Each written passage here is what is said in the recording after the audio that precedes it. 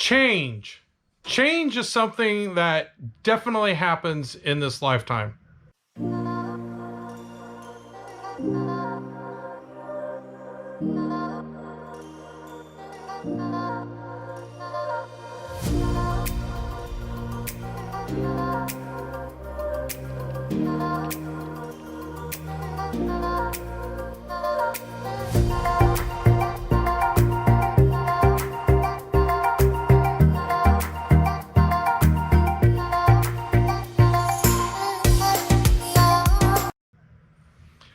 Hi, my name is Todd. I want to thank you for tuning into the Jack channel one more time. I greatly appreciate you taking time out of your day to watch one of my videos. Please hit like and subscribe if you would.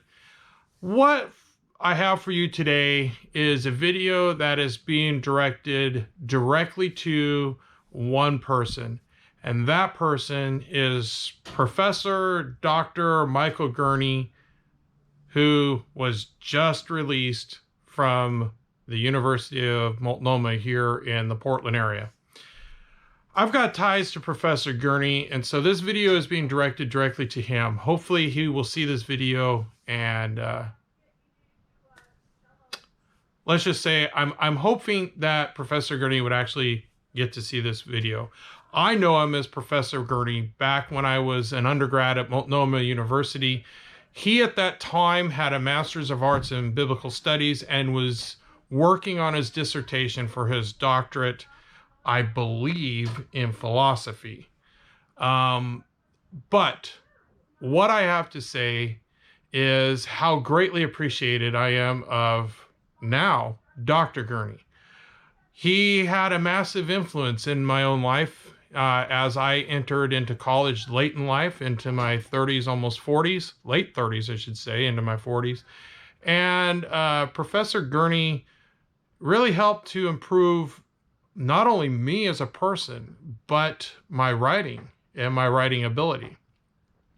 And I remember the one time I was in his class. In fact, it was the very first class I'd ever had with Professor Gurney, now Dr. Gurney.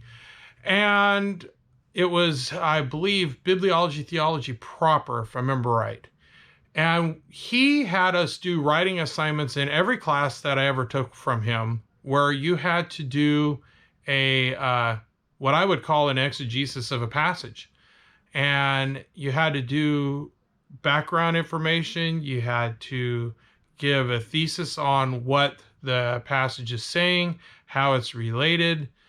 Basically, you're going to take the passage apart and you're going to write on average, a 9-page paper, if I remember right, in his class. And I got my first paper back and had like a B+ on it. And so I actually went to his office to see what I could do to improve, to potentially get an A on any future classes that I took from him or any future papers that I had to write for him, because there were going to be more after this one, particularly in the one class that I was in with him at that time. And he was so gracious enough to take the time and actually walk through my paper with me. And albeit he had some of the worst handwriting I've ever seen in my life, to the point that I couldn't read what he wrote. So it was helpful to go to his office to see what he wrote in the first place on my paper. But he took the time to explain what he was looking for an A paper. And I don't know, I must have been in his office for about an hour, hour and a half that he took out of his time of his day to spend walking me through what I could have done differently to my paper to improve it, to make it become an A paper. And that pretty much set the stage for me in my undergrad years to improve everything that I possibly can every time I wrote a paper, to check in with other professors to see what I could do to improve, where I went wrong, what documentation did I need, how could I have made it better, and that was if the professors didn't leave me those notes in my papers that I received from them.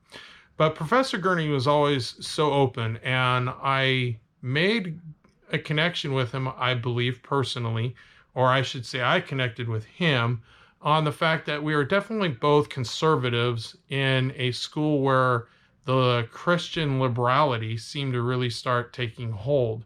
And I really appreciated his sticking to the tenets of the Bible and what it had to say, and how it spoke to us in our current context under which we're living, but holding to what I would call a more traditional view of the literacy of the Bible, and not this view that seems to be prevalent in the Christian church today, where we take the Bible apart and we say that, this is written at a time when women were property and weren't viewed in light. So therefore, we don't take what it has to say along those lines, and we change it to fit our current contextual under which we are living, including how the Bible views homosexuality. And we don't take about what it says and we now apply it to how we are living in our society today.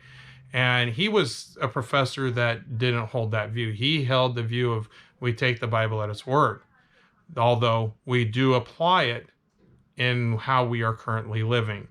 So for instance, when it would come to like any of the Old Testament books, particularly that are speaking on the Levitical books, that we as Gentile Christians should not be trying to live out the tenets of the Old Testament and Levitical law, but we can take applications of those biblical laws and we should be applying those to our lives. And so I'm very grateful for his influence. And although I could have probably gotten a better grade in school and maybe a higher GPA had I not taken courses with Professor Gurney, but I strove to take every course that I possibly could from him while I was there as an undergrad student, which usually was about at least one class a semester, although there were a couple times because I needed other courses, I wasn't able to take his class. And he was a tough teacher, but he was a fair teacher. He also brought to light to me how difficult multiple choice tests could actually be. There's one thing I liked about Professor Gurney is that we never had an essay that we had to do on a test. I've never been really quick to think off the top of my head, be able to recall information enough to write a decent essay for a test. And that does go back to my troubles with dyslexia and my comprehension issues. And so I greatly appreciated that we didn't have that on his tests. But his tests were one of the hardest tests I took at Multnomah. Professor Gurney was known for giving you about 5 choices for an answer to a question. And in those 5 choices, you were usually guaranteed that one would be wrong. It'd be close to all the others, but it would be wrong. And generally speaking, you'd be able to pick out the wrong one. But then you were left with typically 4 other questions or 4 other answers that in and of themselves were all correct. But he was looking for the most correct answer on his test. And, his tests, I didn't do so well at times. I think the best I ever got on one of his tests was a B+, to which I was ecstatic that I managed to get that. I can't recall if I ever got an A on one of his tests, just because of how tough those questions were. So there's just so much about Dr. Gurney that I appreciated at my time at Multnomah. And so this video is being done as a way to say, thank you, Professor Gurney. Thank you for making me a better writer, for making me a better thinker, and I guess I could say a better philosopher and a better theologian, all through the influence that you had upon my life and how you spoke to me at a time that I needed your teaching and your instruction. I'm heartbroken that Multnomah has chosen to let you go. I know the school's been through some troubles. I've been on campus here of late doing research as I've been working on a book. And although I haven't because of COVID and the campus has been closed, so my research on my book has come to a screeching halt because I really need the library. But that's neither here nor there. But while I was on the campus, I noticed how sparse it was with students. The library always seemed to be pretty empty when I was there, usually in the mornings from about 9 o'clock on up to sometimes 1:30. And the most I ever saw of students in the library was about 10 students at one time. And so I figured the school was going through some real financial troubles, and I was wondering what was going to happen next. And I think it's extremely unfortunate that the school has chosen to let you go. I believe it's a sad day for the school. A good teacher, a strong teacher, a fair teacher, and a tough teacher. And that's what students need today.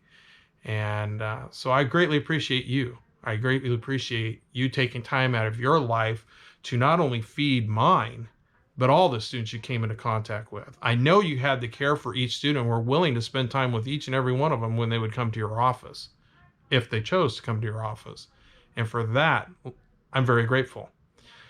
I pray that the Lord will continue to bless your life, and that as you are entering the next stage of your life, I pray that the Lord will open doors for you to have a new job at a new campus where you can continue your, what I would call, conservative Christian teaching. So I say God bless Dr. Gurney on your next step, that God brings your way for any future adventures that you come.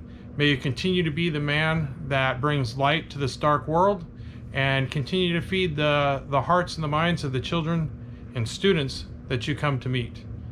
Take care, God bless. And for everyone else, I want to say thank you for watching my video. Have a good afternoon, a wonderful day, or a good evening. Take care. We'll catch you next time.